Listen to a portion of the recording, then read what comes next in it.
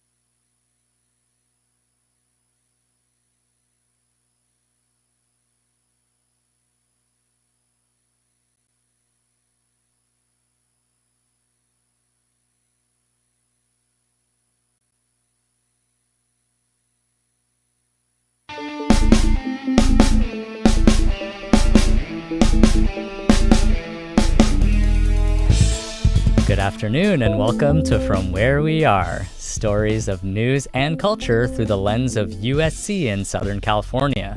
I'm Karan Loda, coming to you live from Studio B in USC Annenberg's Media Center. And I'm Elizabeth Carroll. It's Tuesday, December 2nd. On today's show, nonprofits make their pitches on Giving Tuesday, healthcare professionals try to center equity in AI efforts, and audiophiles gear up for their Spotify Wrapped recaps. All that and more on From Where We Are. But first, today's headlines. Rahmanullah Lakanwal, the man accused of shooting two members of the National Guard, entered a plea of not guilty earlier today. Lakanwal appeared in court remotely from his hospital bed. Prosecutors say that they are charging him with first-degree murder and assault. President Juan Orlando Hernandez of Honduras was pardoned by President Trump on Monday evening. Hernandez was convicted in March 2024 for facilitating American imports of almost 400 tons of cocaine. He was then sentenced to 45 years in federal prison. Trump had previewed the pardon over the weekend, describing Hernandez as a victim of, quote, a Biden administration setup. Earlier today, LA County supervisors voted to pass an ordinance that would ban law enforcement officers from wearing masks in unincorporated parts of the county. Dawn Harrison, the top lawyer for the county, has said that she expects the federal government to challenge the constitutionality of the law. The ordinance passed by a vote of 4-0, with Supervisor Catherine Barger abstaining. Debates about the safety of self-driving vehicles has been reigniting after a Waymo in San Francisco hit a dog on Sunday evening. According to the National Highway Traffic Safety Administration, Waymos have been involved in at least 14 animal collisions in the last 5 years. A Waymo spokesperson said that the company is, quote, dedicated to learning from this situation. And in better news for dogs, Bluey and Bingo will be the stars of a show in Disneyland next year. The lovable Australian pooches will appear in the Fantasyland Theater as part of an experience called Bluey's Best Day Ever. The show is scheduled to debut on March 22nd, the final day of USC's spring break. Get your tickets now.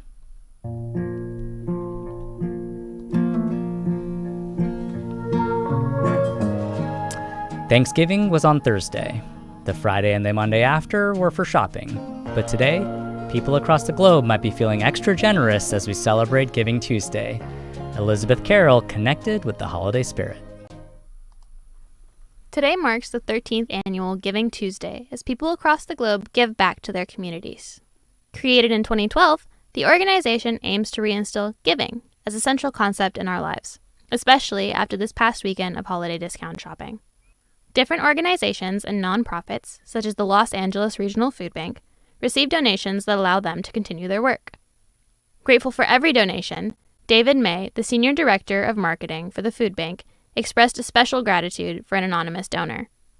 We're having a great campaign here on Giving Tuesday where an anonymous donor is provided $200,000 that will be matched. So anybody that donates on Giving Tuesday up to that $200,000 threshold, their donation is going to be matched. And our goal is to go really above that and generate about 2 million meals that would go out into the community. For every dollar donated to the LA Regional Food Bank, Roughly 4 meals will be handed out into the community. David May says that this has been an especially tough year. I will say 2025 has been sort of a strange year for a variety of reasons. You remember we started with the fires in 2025, so that had an impact on the food that we were sending out into the community as we assisted the response to people who are either temporarily or permanently displaced from the fires, and also people who were affected. Maybe they didn't lose their homes, but they lost their places of employment, or they were displaced or affected in other ways. And 2025 recently brought other challenges. Then, of course, there were a number of other turbulent things throughout the year, including the government shutdown, which really we're just a couple weeks out from. So people are still sort of picking up the pieces, putting things together, and making sure that they're able to access food for themselves and their families. For ways to donate to a variety of charities and nonprofits, including the food bank, you can look online at their website to donate today or anytime throughout the year. For Annenberg Media, I'm Elizabeth Carroll.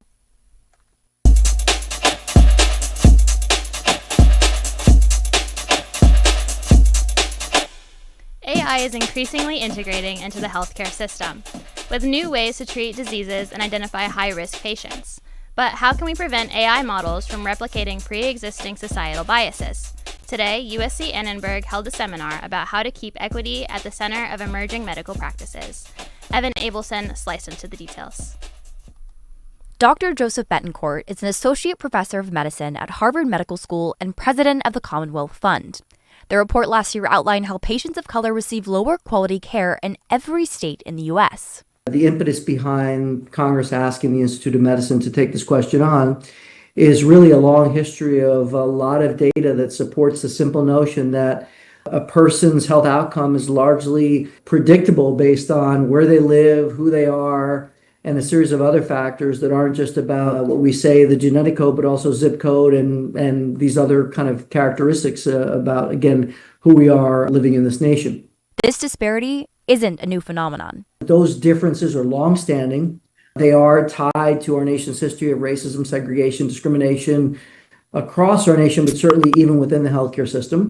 And another key area that we like to highlight is the social drivers of health. So certainly a person's access to education, a living wage, safe space to exercise, healthy foods also is a very important predictor of one's health. Dr. Tina Hernandez, a professor of medicine at Stanford, explains how bias can lead to worse outcomes for people of color.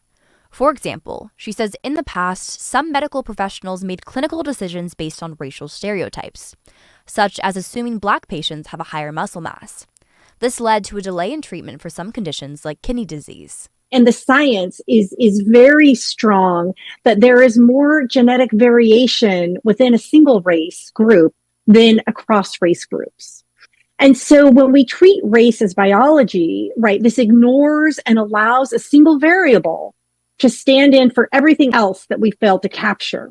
Katie Palmer, a healthcare correspondent at Stat News, says that AI models learning from biased data will only further disparities in healthcare. So the AI bias problem has been described to me as putting the problems with the more traditional clinical decision support tools, putting those problems on steroids. Palmer says we need greater awareness among patients, professionals, and the media.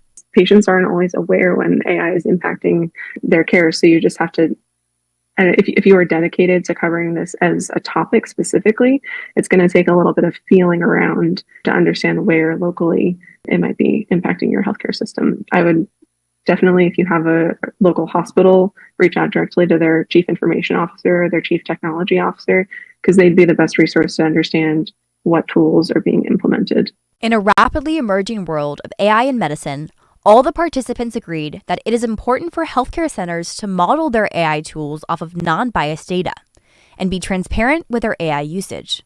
For Annenberg Media, I'm Evan Abelson.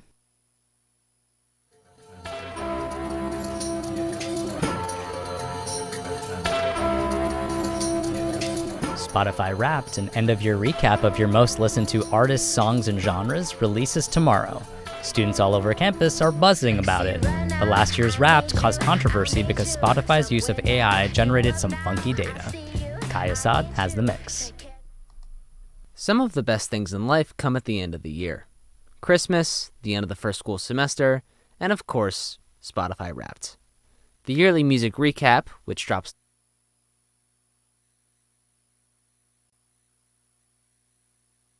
majoring in business administration. It's always interesting to post it on your story and see everyone else's stories and what they're listening to. But Spotify ran into a hiccup with last year's Wrapped. In 2023, the company laid off over 2,000 employees, and in turn, Spotify's usage of artificial intelligence ramped up, like with their DJ, which Spotify calls, quote, a personalized AI guide. This AI usage was especially prevalent in last year's Spotify Wrapped, where features like seeing where in the world people had the most similar music taste to you were removed for fake genres that the Spotify AI had generated, like, quote, Pink Pilates Princess Strut Pop. I think it's so unnecessary. Ava Tran is a senior majoring in chemical engineering. Spotify Wrapped was so good, so then why change it? Karen North has an idea why. She teaches communications here at USC. North says that the human-made specificity of Wrapped was one of its biggest sells, and generative AI removes that. But probably the biggest reason that it was a problem last year is that when you use generative AI and many various kinds of AI, you are going for the generic. It only has what's trained into it. So you never get anything novel or creative. You get a repurposing of the information that's been trained into it previously. And so it goes with the most generic answer. We as humans are represented by our interests. And according to North, we like Spotify Wrapped because we see ourselves in the music that we've been blasting all year. The reason that Spotify Wrapped has worked so well in the past is that when we look at our Spotify Wrapped, we're like, oh yeah, that is me. And I think that last year, too many people got too many responses from Spotify Wrapped that people looked at and said, that is absolutely not me. I don't know where that came from. Still, I can't wait to see my top 5 artists. I think number 1 might be Joni Mitchell. No regrets, Coyote. We just come from such different sets of circumstance. I'm up all night in the studios. For Annenberg Media, I'm Kai Assad. Feliz Navidad. Feliz Navidad. Feliz Navidad. The holidays are here, and with that comes lots of food prep. For many Angelinos, that means tamales. Lots and lots of tamales. Cassidy Hudson has the masa. The smell of corn, spices, and meat drifts out into the streets of Boyle Heights. The source? Los Cinco Puntos, an East LA Mexican deli. Stephen Sotelo inherited the business from his parents, who founded it in 1967. My dad was always in this type of business, and then he went to the war. He was in World War II, and then came back and opened another business similar to this, just a few blocks up. But when my mom and him got together, they opened this place, and my dad always called this his little gold mine. Los Cinco Puntos is known for their classic Mexican cuisine. Every year, during the holidays, they gear up to prepare a traditional Latin dish, tamales. Preparation begins as early as October to accommodate for the high demand, which can get up to roughly say about 3,000 dozen from now till December. New Year, we sell about that in just that short period. Making the tamales requires a process that takes multiple days. The corn for the masa has to be cooked overnight to create the dough. The corn husks have to be soaked so they're not brittle. The various meats have to be cooked and chopped. Every day we make different types of tamales. So it might be 2 days of pork, and then we switch, 2 days of green and maybe a day of chicken. So there's always a process. There's always something going on during this time especially. Los Cinco Puntos has a plethora of options to choose from when it comes to their tamales. They offer savory flavors like the classic pork and red chili and a green chili with cheese. They also have a sweet tamale with pineapple, raisin, coconut, and cinnamon. The pork is usually in high demand, but Sotelo recommends branching out. My favorite's actually the beef. I don't know why the beef doesn't sell as much, but my favorite's the beef. Being able to offer this many options isn't exactly a one-person job. During this time of year, I have 2 ladies, 5 days a week, making the tamales. And one of them's been here for 57 of the 58 years. Yeah, she's a beautiful lady. She's been with us all this time. She's like my second grandmother, my third grandmother, but yeah, she's fun. The tradition of tamales are more than just a food for many. They're a symbol of family and community. I just think in the Latino culture, tamales is that home food. You know, my grandmother made the best tamales. There's nothing like homemade tamales. So I just think for us, it's just that feel-good comfort food during the holidays. For those looking to get a taste of the holiday season, Los Cinco Puntos accepts orders for tamales by the dozen and the half dozen through their website, by phone, and in person. For Annenberg Media, I'm Cassidy Hudson. The lights are so pretty. They remind me. I'm Elizabeth Carroll. We're glad you're with us on From Where We Are. And I'm Karan Loda. It's 15 minutes past the hour. Coming up, Venezuelans at USC reflect on the targeting of international vessels, and we explore how Trojans are coping with finals around the corner.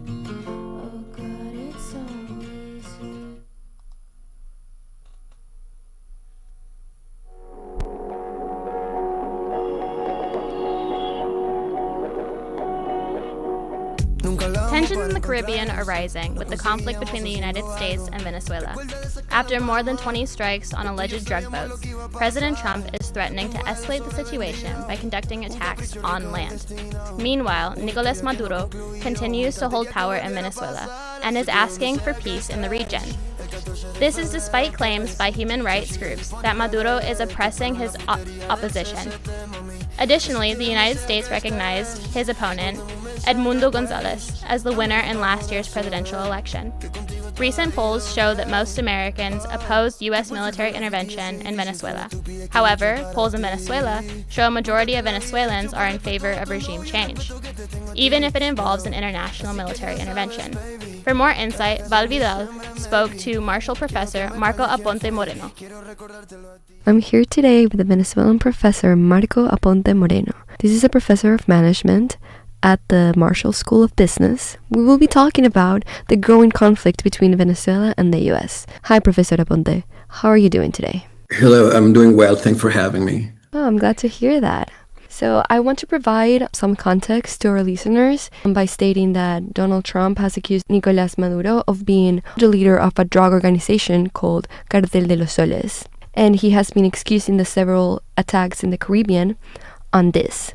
American legislators are calling these attacks potential war crimes, and most Americans disapprove of a military intervention in Venezuela. A lot of Venezuelans actually support this intervention, which is what leads me to my first question. Why are Venezuelans feeling like this? Why is there such disapproval of the Maduro government and approval of a military intervention?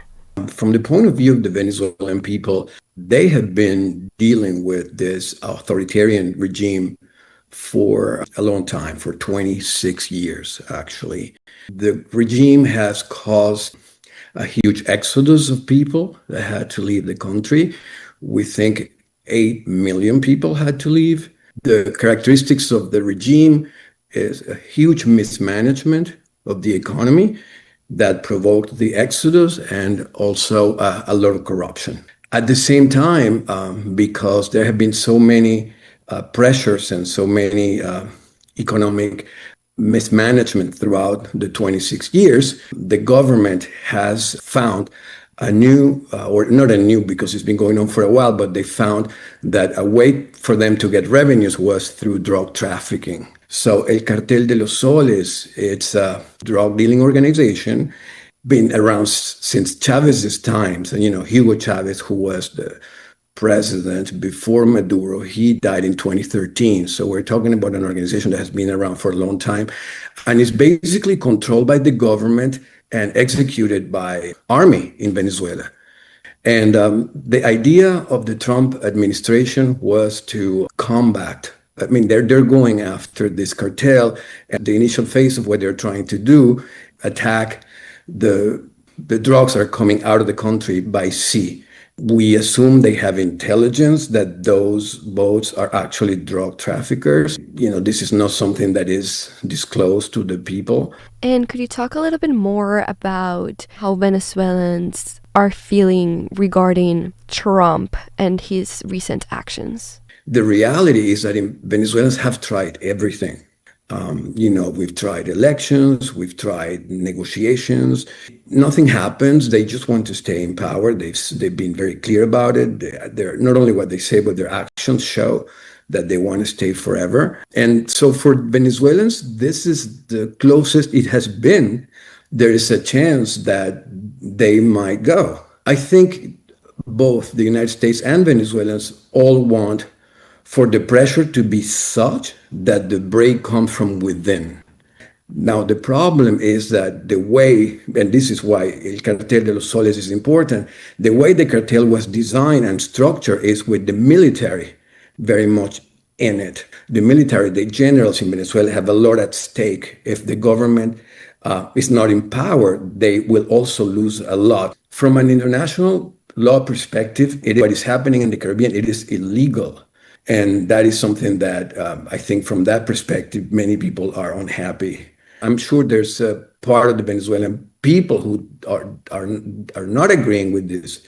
I feel like a lot of Venezuelans have been fighting for these change of government for a long time, and there has been different expressions of this discontent, some of them being the riots. Can you talk a little bit more about the riots happening in Venezuela and how the Venezuelan people have reacted towards the Maduro regime?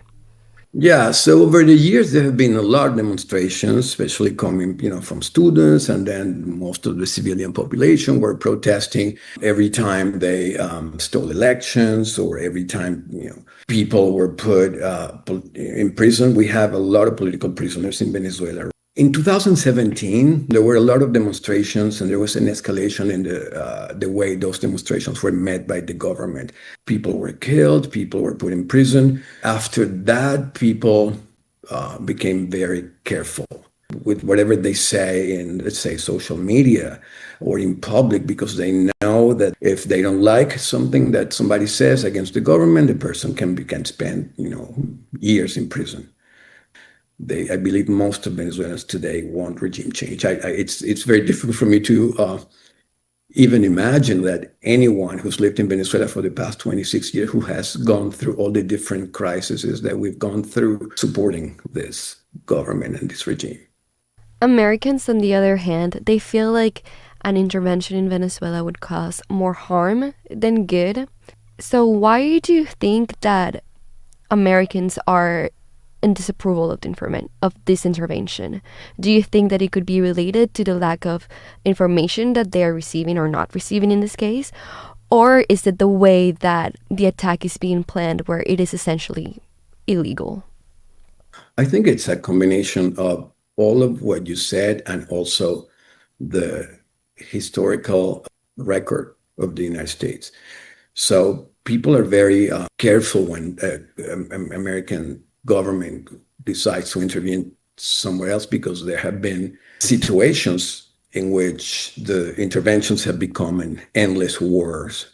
So I understand why people don't want to get into another war. Nobody wants to get into a war with Venezuela right now. And as you were saying, there's also a lot of the information that people don't have. And I think that most people who really understand the case of Venezuela also understand that something has to be done. Thank you so much, Professor Aponte, for speaking with us today. I genuinely think that your insight has been very helpful to understand this conflict. Thank you for having me. It was a pleasure.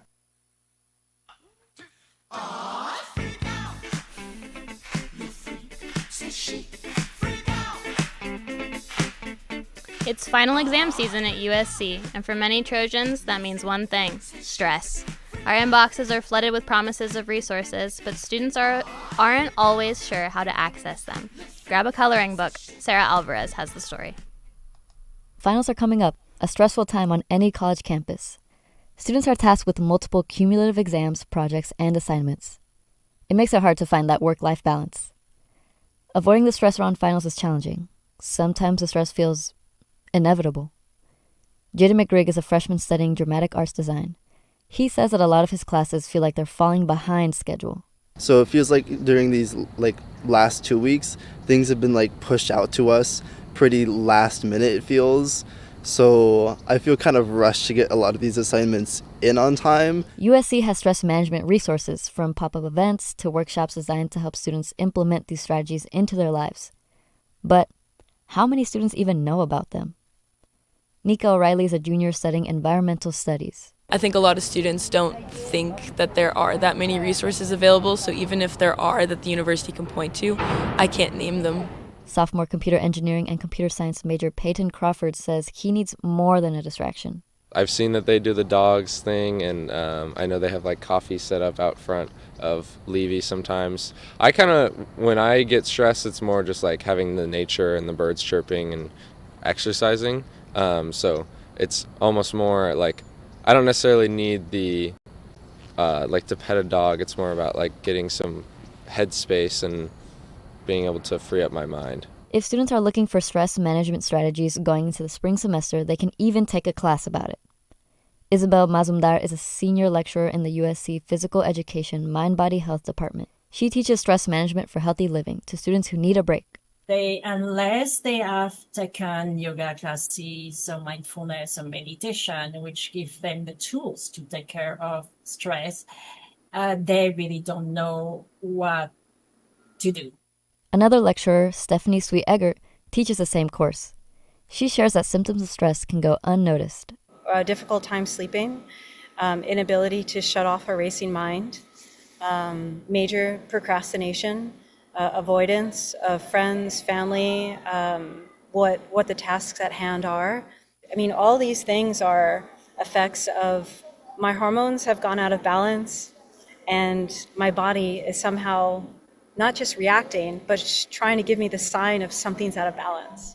For busy college students, she has a strategy that is easy to implement. If you have 11 minutes, turn your best music on in your apartment and just dance, because that regulates your whole entire glandular system too. And while at school, Sweet-Eggert says, set your timer so that it goes off in between classes, and take at least 1 to 3 conscious breaths, either with your eyes open or your eyes closed, several times during the day. Okay, let's try it together. Deep breath in and out. For Annenberg Media, I'm Sara Alvarez.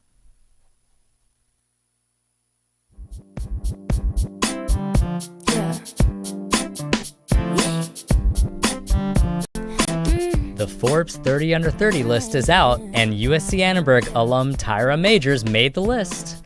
Elizabeth Carroll sat down with Majors to discuss how her experience as a student in the Media Center helped her prepare for her career. Thank you so much for joining us. So you have had quite a career. You had your BA from Cal State Fullerton. You got your master's here at USC. Now you're working in Seattle.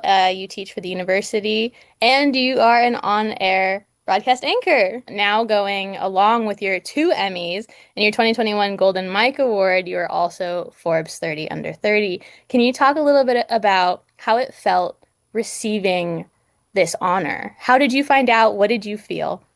Oh my goodness. I actually found out through a friend who DM'd me the link to the article on Instagram early this morning saying congratulations. And I said, is this a joke?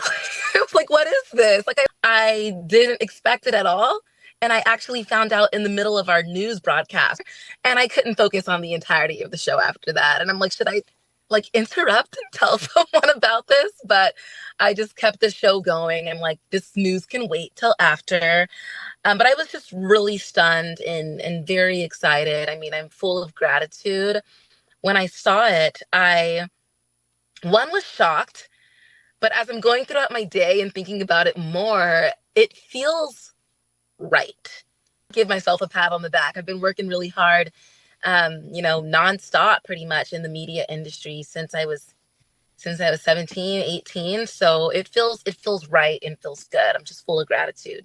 What do you think were the conscious decisions that led up to this point in your career? And obviously, this is a huge honor. You had to be recognized for a lot. What do you think were those choices that got you to this point? Like I said, I've been working constantly in the media industry since I graduated high school. I used every single spring break, winter break, fall break, summer break to take on an internship. And not just broadcast internships, but print internships. I took entertainment internships at other news stations. After undergrad, when a lot of my friends were taking summer vacations in Europe or studying abroad, I said, nope, I'm going to go straight to grad school after a month. And then after that, it was my first market in Bakersfield in TV news. And then right after that, coming to Seattle. And so I do think it was a very conscious decision on my part to just keep on going, keep on the track that I'm going on, because one, I'm very passionate about it, but also I felt, okay, if I take a break, what if I take too long of a break and don't want to go back, So I felt like I'm never a person that liked to be, stagnant or okay, just doing one thing. I'm always kind of looking for the next. And so those two things together are definitely two conscious decisions, just working really hard, staying on a steady path, and trying lots of different things. Being a USC alum, can you talk about how maybe this program helps you in the job that you're in right now? How did it prepare you for what you were going to face in the job industry? I mean, being in that media center, I'm assuming you're in the media center. You guys have all the tools. You have a microphone, you have a booth, you have headphones. I mean, just having the resources at your disposal is something that really prepared me for my first job in TV news. They treat it like the real world. At least when I was there, we had to get our stories at 9 a.m. We pitched them in the meeting. We had to go out and have it ready by 6 p.m. And some of the difference, not knocking down other schools, but the difference between maybe some of my former colleagues who did not go to a school with a media center as amazing as USC has. And they were still kind of learning the ropes, where I felt like, okay, I'm here. Yes, this is a real big girl job now, but I kind of know what I'm doing, because what I learned at Annenberg in that media center, and even from the professors there, a lot of them, most of them, if not all of them, worked in the journalism industry. And so they were able to go beyond teaching the journalistic standards or elements, but also giving real pieces of advice from the real world.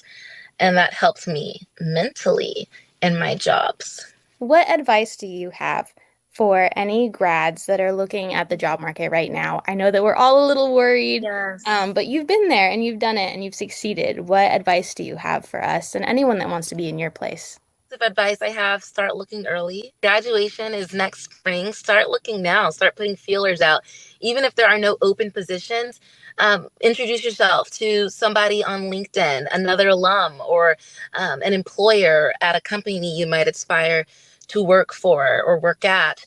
Also, if you have something set on doing, like, oh, I want to do entertainment news, or I want to do politics, that's great. And it's great that you've identified your beat or passion, but don't be afraid to go outside the box and try new things, because you might find that you have a much strong skill set in that area as well that you didn't know you have. You might find it's something new to discover about yourself.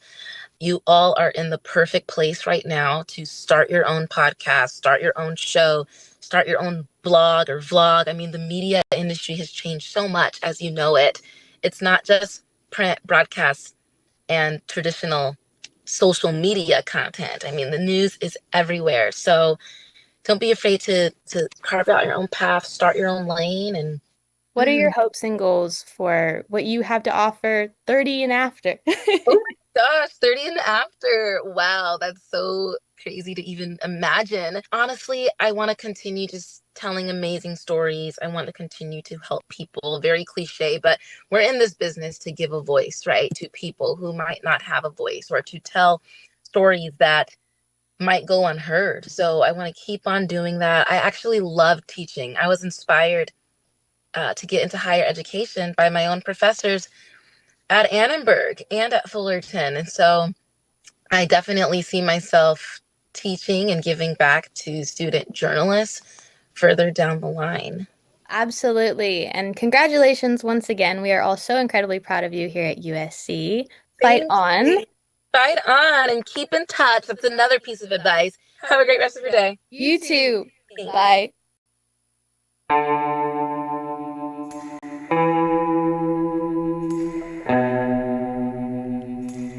And that's all we have time for on today's From Where We Are.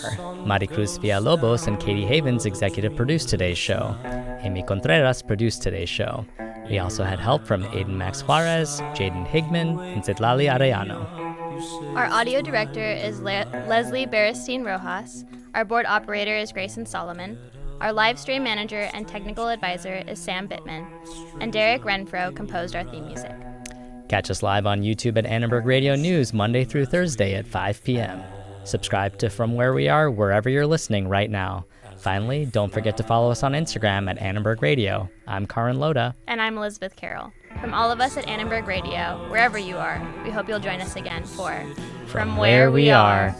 Elizabeth, it's our final Tuesday show of the year. Is there anyone that you want to thank that you've worked with this semester, or anyone that supported you? Yeah, absolutely. So I want to thank Alan Middlestat for kind of guiding all the grad students throughout this amazing experience, my friends for supporting me throughout this whole episode, and my parents who I know are watching right now, and I hope they're really proud and really happy. But what about you, Karin? Anyone you're thankful for? Yeah, I'll echo that. We have some amazing faculty advisors, Edward Lifson and Leslie Berstein Rojas, who have guided us every single day on the show. Two amazing executive producers, Katie Havens and Maricruz Villalobos, and Amy Contreras, an outstanding producer herself. We've had so many student contributors throughout the semester, many of whom are watching us right now and have sometimes stepped in even to co-host, which has been really fun for me. And yeah, I also want to thank my family and especially my wife, Liza DeWitt, who is my biggest supporter. And of course, we have to thank you, Karin, because you've done such an amazing job all semester doing this show. So Thank you, fabulous Elizabeth. job. It's been an honor.